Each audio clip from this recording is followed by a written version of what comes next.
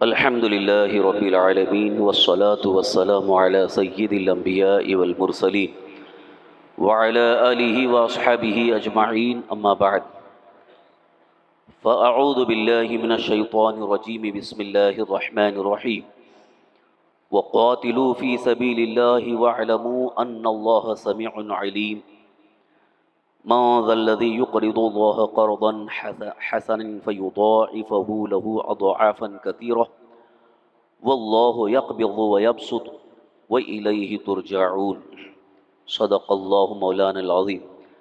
حصول برکت کے لیے ایک مرتبہ درود شریف پڑھ لیں۔ اللہم صلی وسلم علی سیدنا و مولانا محمد وعلی آل سیدنا مولانا محمد وبارک وسلم صلاۃ و سلاما علیک یا رسول اللہ صلی اللہ تعالی علیہ وسلم۔ سورہ بقرہ کی آیت نمبر 244 اور 245 ابھی میں نے آپ کے سامنے تلاوت کی ہے۔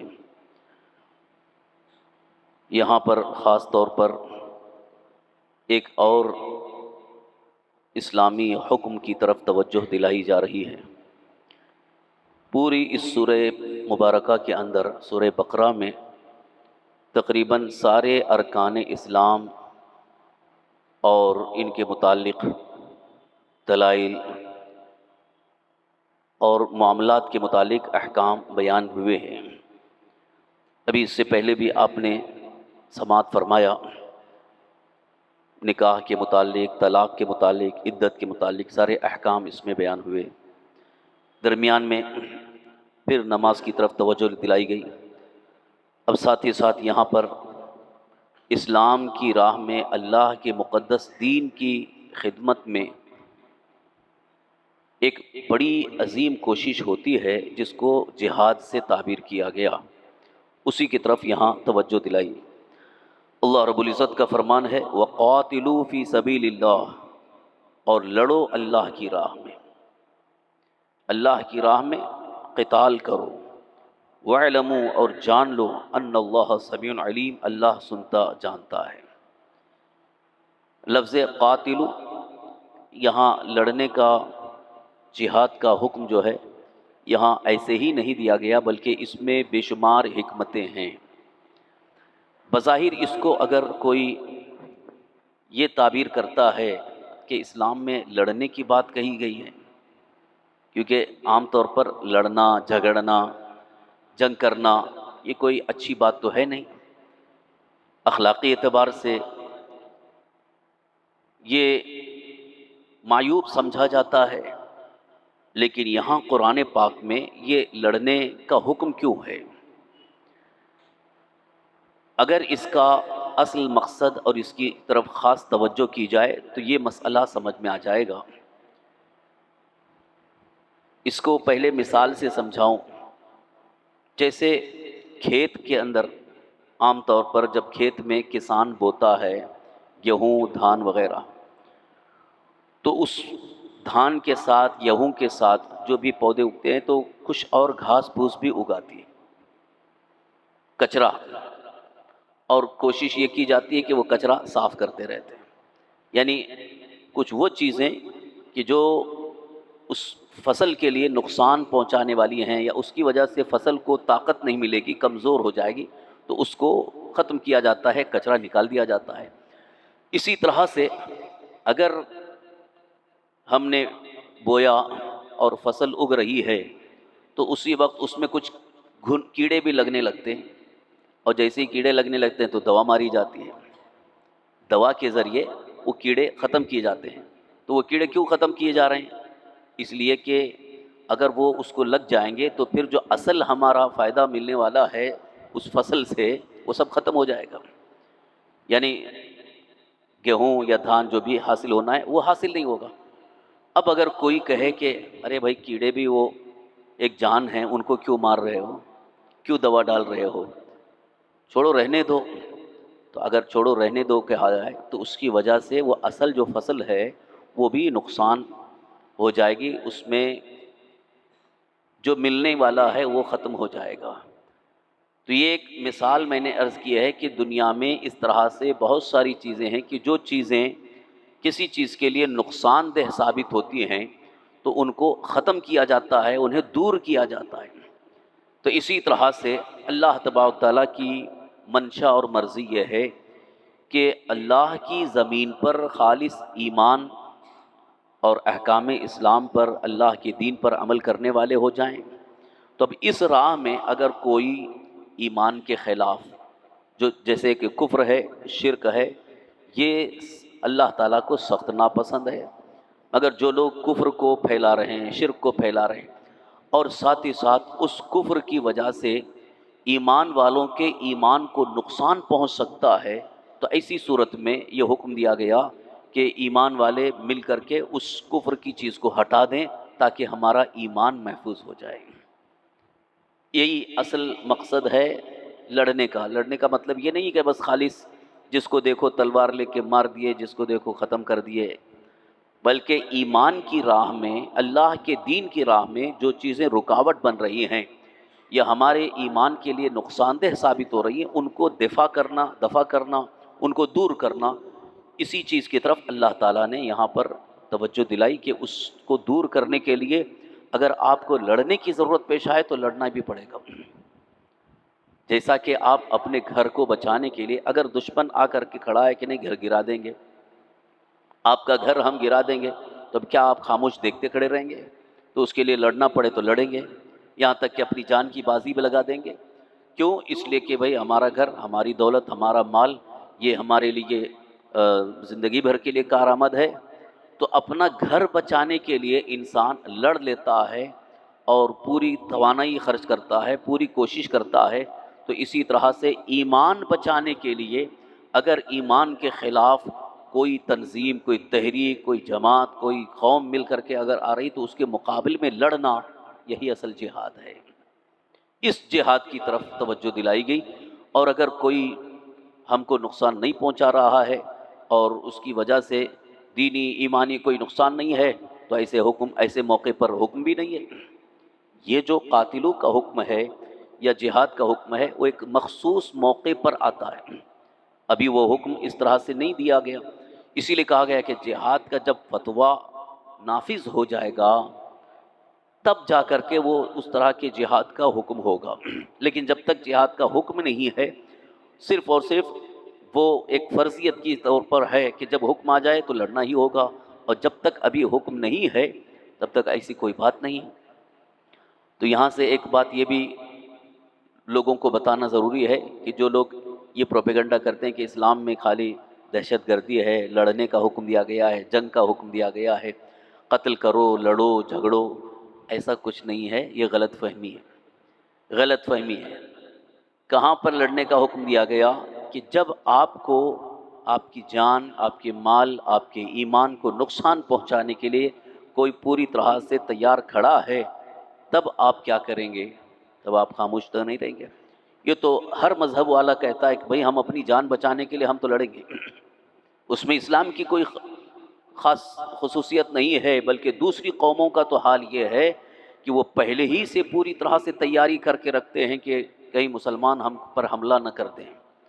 یہ صرف مسلمان ہے جو غافل آرام سے سوئے رہتے ہیں، کوئی تیاری نہیں، لیکن دوسری قوموں کے یہاں بڑی تیاری ہے۔ آج بھی اگر دیکھیں تو بہت تیاری میں ہے کہ ان کو اس بات کا ڈر اور خطرہ ہے کہ کبھی بھی ہمارے اوپر یہ حملہ کر دیں گے، حالانکہ حملے کی کوئی صورت ہی نہیں ہے۔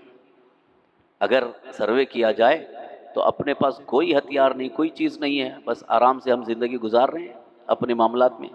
تو یہ غلط فہمی جو پھیلا رہے ہیں ان کو یہ بتایا جائے کہ اسلام نے ہمیشہ ایسے لڑنے کا حکم نہیں دیا ہے، اس کے خاص مواقع ہیں، خاص موقع پر یہ حکم آتا ہے، لہٰذا یہاں پر اس حکم کو ایک مخصوص موقع پر ہی سمجھا جائے۔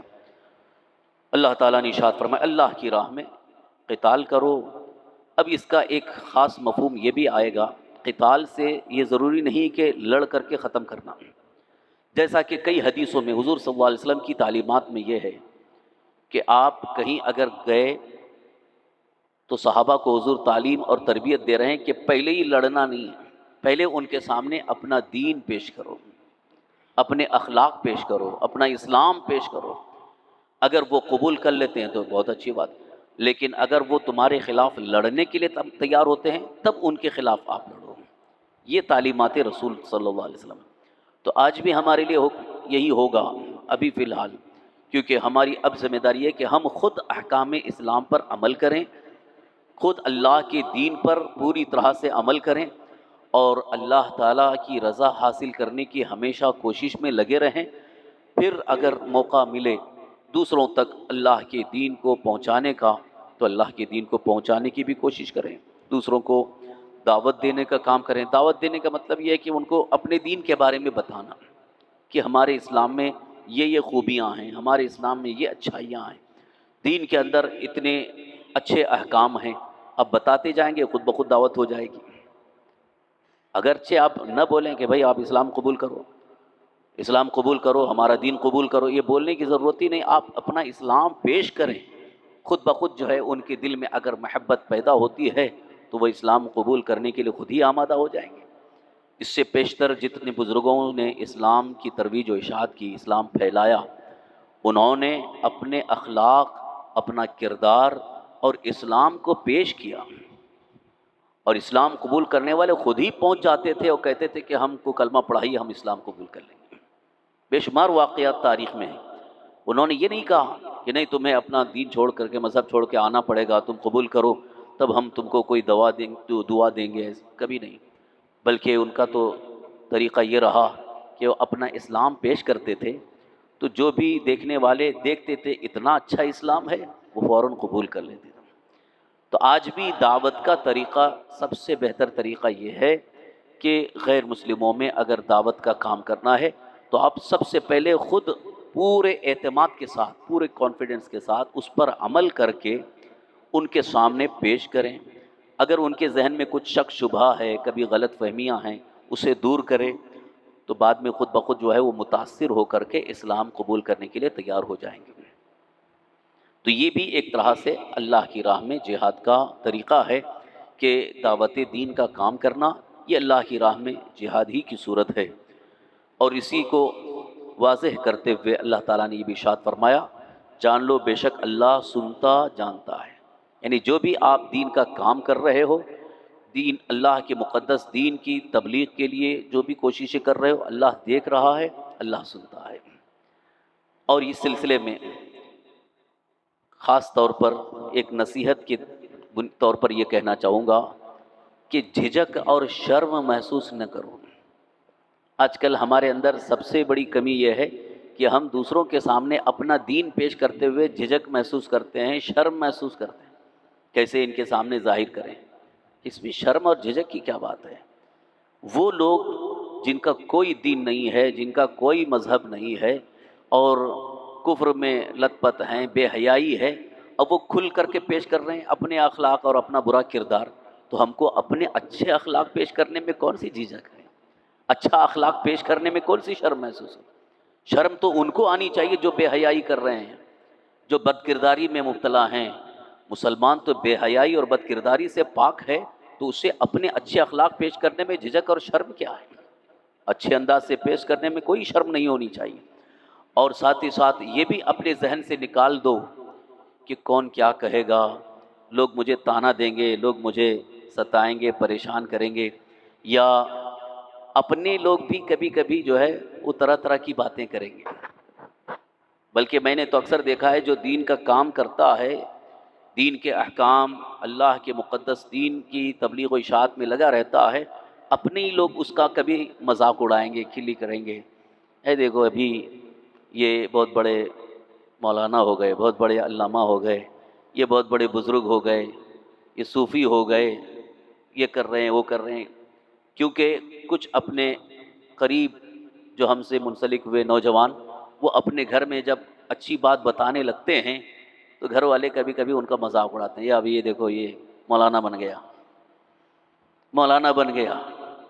یعنی گھر میں کوئی غلط کام ہو رہا ہے، اگر اس نوجوان نے روک دیا کہ بھائی یہ غلط ہے، یہ اللہ کے دین کے خلاف ہے، مت کرو، تو اس کا مذاق اڑائیں گے، دیکھو یہ بہت بڑا مولانا ہو گیا، یہاں آ کے نصیحت کرنے کے لیے آ گیا ہے۔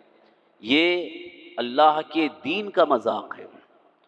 اور یاد رکھو، کہنے کو بڑا آسانی سے آپ کہہ لے جائیں گے، مذاق اڑا لیں گے، لیکن بعد کا جو انجام ہوگا وہ بڑا خطرناک ہوگا۔ کیونکہ اللہ تعالیٰ نے قرآن پاک میں کئی مقامات پر اس کا ذکر فرمایا کہ جو اللہ کے دین کا استہزاء کرتے ہیں، مذاق اڑاتے ہیں، انہیں سخت سزا دی جائے گی، دنیا میں بھی اور آخرت میں بھی۔ دنیا میں بھی وہ بڑی سخت سزا سے دوچار ہوں گے، پتہ نہیں چلے گا کہ کس بنیاد پر سزا دی جا رہی ہے۔ کبھی کبھی انسان کو جب سزا ملنے لگتی ہے تو وہ سمجھتا ہے کہ کسی نے کر دیا ہے، کسی نے جادو کیا ہے، اور خود اپنے عمل کے بارے میں معلوم نہیں کہ کتنے علماء کا مذاق اڑایا تھا، کب کب کس امام کے پیچھے بدگوئی کیا تھا، اسے پتہ نہیں ہے۔ حالانکہ جب وہ محاسبہ کرے گا تب اس کو احساس ہوگا، ہاں میں نے کیا تھا۔ اسی لیے اللہ نے فرمایا ان اللہ سمیع علیم، بے شک اللہ سنتا اور جانتا ہے، جو بھی کر رہے ہو سن رہا ہے اللہ۔ اگر اچھا کام کر رہے ہو تو اللہ تعالیٰ اس کا اچھا بدلہ عطا فرمائے گا، اور دین کا کام کرنے والوں کے پیچھے بدگوئی، غیبت، چغلی اور ادھر ادھر کی کھلی مذاق اڑانے والے، وہ کان کھول کر کے سن لیں، بڑے سخت عذاب میں مبتلا ہوں گے۔ دنیا میں ان کی ذلت یہ ہوگی کہ ان کی اولاد ان کے ساتھ بے وفائی کرے گی۔ یہ سب سے بڑا عذاب ان کے لیے ہوگا کہ ان کی ہی اولاد ان کے ساتھ بے وفائی کرے گی، اور ان کا استہزاء اور ان کا مذاق ہوگا۔ یہ شروعات ہوگی۔ پھر اس کے بعد کسی کے سامنے بھی جائیں گے تو کوئی عزت کی نگاہ سے نہیں دیکھے گا، اس کو ذلت کی جگہ پر بٹھایا جائے گا، اور قبر کا عذاب بڑا خطرناک ہے۔ اس لیے اللہ کے دین کا مذاق نہ اڑاؤ، بلکہ اگر کوئی اللہ کے دین کا کام کر رہا ہے تو اس کا ساتھ دو، اور اگر ساتھ نہیں دے سکتے ہو تو کم سے کم اس کے حق میں دعا کرو کہ اللہ اس کو اچھا بدلہ عطا فرمائے۔ اگر اپنا بچہ، اپنے گھر میں نوجوان وہ سدھر گیا اور اچھی بات بتا رہا ہے تو اس کا مذاق نہ اڑاؤ، کم سے کم اس بات پر تو خوش ہونا چاہیے، چلو اچھا ہے، دین کا ایک مسئلہ سیکھ کے آیا ہے، گھر میں بتا رہا ہے، شرابی تو نہیں بنا، بدکار تو نہیں ہوا۔ اگر وہی بچہ معاذ اللہ بری صحبت حاصل کر کے شرابی بن جاتا، نشہ خور بن جاتا، تو آپ کو اچھا لگتا؟ تو یہ مذاق اڑانے والوں کو سوچنا چاہیے کہ وہ بچہ دین کا علم سیکھ کر کے آیا ہے کسی عالم دین سے، وہ اگر بتا رہا ہے تو اس کو بڑے اس کی ہمت افزائی کرنا چاہیے، بہت اچھا ہوا کہ آپ نے آ کر کے بتا دیا، سب کے دین کی حفاظت کر دی۔ اس لیے یہ استہزاء اور مذاق نہیں ہونا چاہیے۔ ان سب چیزوں کو دور کرنے کے لیے اگر لڑنے کی ضرورت پیش آئی تو اللہ تعالیٰ نے فرمایا وَقَاتِلُوا فِي سَبِيلِ اللَّهِ، اللہ کی راہ میں یہاں بھی لڑو۔ تو یہ ہے اللہ کی راہ میں لڑنے، جہاد کرنے اور کوشش کرنے کا حکم۔ اس کو قرآن کریم میں کئی مقامات پر اللہ تعالیٰ نے ذکر فرمایا۔ ایک تو یہ ہے، اور اس کے علاوہ بھی جیسے کہ اللہ تعالیٰ نے ایک مقام پر یہ بھی ارشاد فرمایا یا ایھا الذین آمنوا اتقوا اللہ وابتغوا الیہ الوسیلہ وجاہدوا فی سبیلہ لعلکم تفلحون، اے ایمان والو اللہ سے ڈرو، اللہ سے ڈرو اور اس کی بارگاہ تک وسیلہ تلاش کرو، اور اللہ کی راہ میں جہاد کرو، تمہیں کامیابی ملے گی۔ اللہ کی راہ میں جہاد کرنے والے کے لیے اللہ نے کامیابی کا وعدہ فرمایا، لہذا کامیابی یقینی ہے۔ اب آیت نمبر 245 میں اللہ تعالیٰ نے ارشاد فرمایا من ذا الذی یقرض اللہ قرضا حسنا فیضاعفہ لہ اضعافا کثیرہ، کون ہے جو اللہ کو قرض حسن دے تو اللہ اس کے لیے بہت کئی گنا بڑھا دے گا۔ واللہ یقبض ویبسط، اور اللہ تنگی اور کشائش کرتا ہے۔ وإلیہ ترجعون، اور تم سب کو اسی کی طرف لوٹ کر کے جانا ہے، سب کو اللہ کی طرف ہی لوٹ کر کے جانا ہے۔ وإلیہ ترجعون، اللہ تعالیٰ کے اس فرمان میں بڑی حکمتیں ہیں۔ ایک تو پہلے یہاں جہاد کا حکم آیا، اس کے ساتھ ساتھ قرض حسن کا ذکر آ رہا ہے۔ کون ہے جو اللہ کو قرض حسن دے؟ قرض یہ تو آپ سمجھتے ہیں کہ کسی کو ادھار دینا، اس کو قرض کہتے ہیں۔ اللہ تعالیٰ فرما رہا ہے کون ہے جو اللہ کو قرض دے؟ بڑی عجیب بات ہے، خزانہ تو اللہ کا ہے، سب کو دینے والا وہی ہے، اور وہ فرماتا ہے کہ کون ہے جو اللہ کو قرض دے؟ ہے کوئی جس کے اندر اتنی ہمت اور جرأت ہو کہ اللہ کو قرض دے؟ یہ تو ایسے ہی ہوا جیسے کوئی بہت بڑے کروڑ پتی ہے، بہت بڑے ابجو پتی ہے، اور وہ کہے کون ہے مجھے قرض دے؟ ارے بھائی تمہارے پاس اتنا ہے کہ کس کی قرض کی کیا ضرورت ہے؟ بلا تشبیہ و تمثیل اللہ تعالیٰ نے فرمایا کہ کون ہے جو اللہ کو قرض دے؟ اس کا صاف مفہوم جو حدیثوں میں حضور صلی اللہ علیہ وسلم نے بیان فرمایا، مطلب اس کا یہ ہے کہ اللہ نے جو تمہیں دیا ہے وہ اللہ کی راہ میں اگر خرچ کرو گے تو اللہ تعالیٰ اس کا بہتر بدلہ عطا فرمائے گا۔ یعنی یہ جو آپ دے رہے ہو تو یہ اللہ کے لیے قرض ہے، وہ اللہ کے ذمے قرض کے طور پر رہ گیا کہ اس کا بدلہ دیے بغیر اللہ تعالیٰ نہیں چھوڑے گا۔ اسی لیے اس کو اللہ نے فرمایا کون ہے جو قرض دے، کیونکہ ہم نے تمہیں دیا ہے اور تم ہماری راہ میں لٹاؤ تو گویا تم نے ہم کو قرض دیا ہے اور اس کا بہتر بدلہ تمہیں وہاں دیا جائے گا۔ یہ ہے قرض حسن۔ قرض حسن ایک ہوتا ہے قرض، ایک ہوتا ہے قرض حسن۔ قرض سود، قرض حسن۔ قرض سود جو عام طور پر کچھ لوگ کرتے ہیں، غیر مسلموں میں چلتا ہے، مسلمانوں کو تو تقریباً اکثر کو معلوم ہو گیا ہے کہ قرض سود حرام ہے۔ قرض سود مطلب کسی کو قرض دے کر کے اس پر نفع لینا۔ جیسے آپ نے کسی کو 1,00,000 روپے دے دیا اور اس کو فکس کر دیا بھائی جب تک، جیسے اس نے کہا کہ میں 2 مہینے میں دوں گا، 1 سال میں دوں گا، تو اس کو فکس کر دیا کہ مجھے مہینہ مہینہ 5,000 روپے دینا۔ وہ 1,00,000 بھی واپس کرے گا اور مہینہ مہینہ 5,000 بھی اس کو فکس کر دیا ہے، تو یہ جو قرض دیا ہے کسی نے تو یہ قرض سود ہو گیا اور یہ حرام ہے۔ سود حرام ہے، بہت ہی سخت اس کے بارے میں قرآن میں حدیث پاک میں مذمت آئی ہے۔ اس لیے ایسا قرض کبھی نہیں دینا چاہیے کسی مسلمان کے ساتھ، اس طرح کا لین دین کہ جیسے کہ کچھ لوگ کہتے ہیں بھائی ہم کو کاروبار میں لگانا ہے، آپ مجھے دے دو اور میں آپ کو مہینہ مہینہ اتنا دوں گا۔ یہ کچھ لوگ کر رہے ہیں، ابھی بھی ان کو مسئلہ معلوم نہیں ہے، لہٰذا یہ طریقہ حرام ہے، جائز نہیں ہے۔ قرض اگر دینا ہے تو پھر قرض حسن دینا ہے۔ قرض حسن کا مطلب جیسے آپ نے 1,00,000 روپے دیا ہے تو پھر آپ صرف 1,00,000 روپے ہی واپس لیں، اس پر کچھ بھی بڑھا کر کے نہیں لیں۔ البتہ وہ شخص جس نے آپ سے قرض لیا ہے، آپ نے کچھ بھی طے نہیں کیا اور اس نے بھی کچھ فکس نہیں کیا، لیکن اس کو فائدہ ہوا، نفع ہوا، اس نے اپنی طرف سے خوشی سے کچھ بڑھا کر کے دے دیا، تب تو وہ آپ کے حق میں جائز ہے، درست ہے۔ جیسے کہ آپ نے 1,00,000 روپے دیا تھا، اس سے کہا کہ بھائی 1,00,000 روپے قرض ہے، بس مجھے 1,00,000 ہی واپس کرنا ہے۔ اس نے بھی کہا ٹھیک ہے میں آپ کو 1,00,000 روپے واپس کروں گا۔ اب اس نے وہ کاروبار میں لگایا، اسے اچھا نفع حاصل ہوا، خوب نفع حاصل ہوا، تو اب وہ 1,00,000 روپے واپس کر رہا ہے۔ ساتھ میں اگر وہ اپنی خوشی سے کچھ دے دے تو آپ اس کو لے سکتے ہیں، یہ قرض حسن کی صورت ہے۔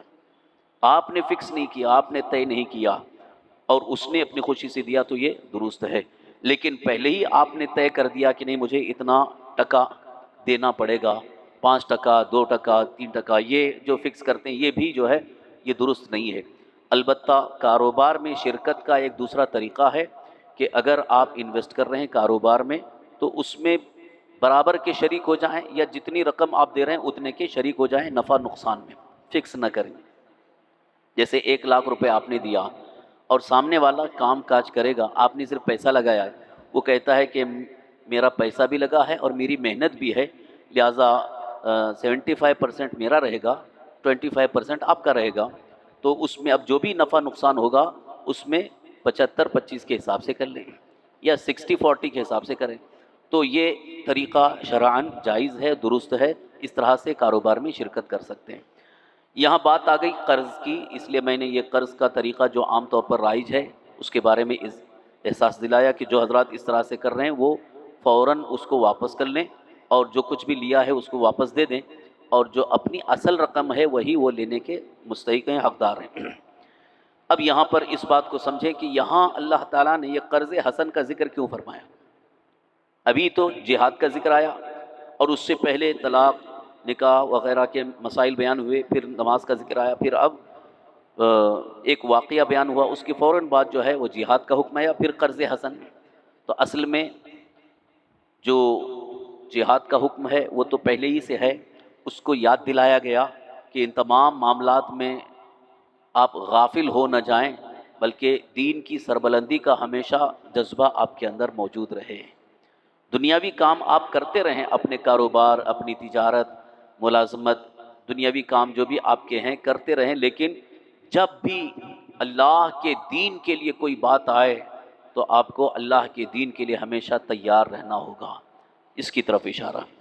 اور ساتھ ہی ساتھ اللہ کے دین کی راہ میں خرچ کرنے کی ضرورت پیش آئے، جیسا کہ جہاد کے لیے جانا ہوتا تو اس وقت سامان کی ضرورت ہوتی، سفر خرچ کی ضرورت ہوتی مجاہدین کے لیے، تو اس میں جو خرچ کرتے تھے اس کو اللہ تعالیٰ نے فرمایا یہ قرض حسن ہے، لہٰذا جس نے بھی خرچ کیا ہے اس کو بہتر سے بہتر بدلہ عطا کیا جائے گا۔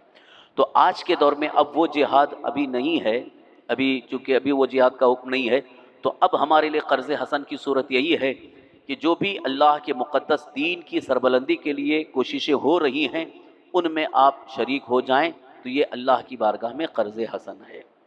جیسے دین کا علم سکھانے کے لیے مدارس قائم ہیں، مسجدوں میں تعلیم کا انتظام، یا گھر گھر میں تعلیم کا انتظام، مکتب میں تعلیم کا انتظام آپ نے کر دیا، اور اس میں جو بھی آپ نے خرچ کیا ہے اتنا یقین رکھیے کہ جو ہم نے خرچ کیا ہے وہ ضائع نہیں ہوگا، ایک ایک پائی کا بدلہ اللہ ضرور عطا فرمائے گا، یہ کبھی ضائع نہیں ہو سکتا۔